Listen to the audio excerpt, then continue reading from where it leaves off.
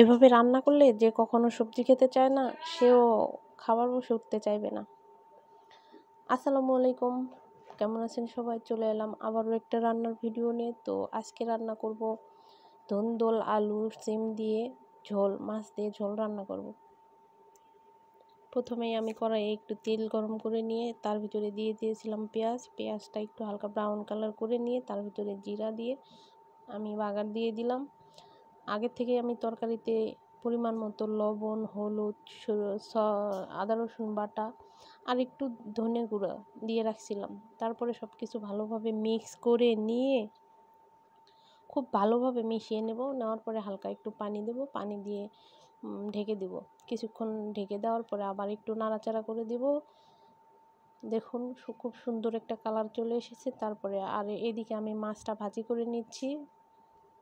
মাছটা ভাজি করা হয়ে গেলে তরকারিও আমার এইদিকে কষানো হয়ে গেছে।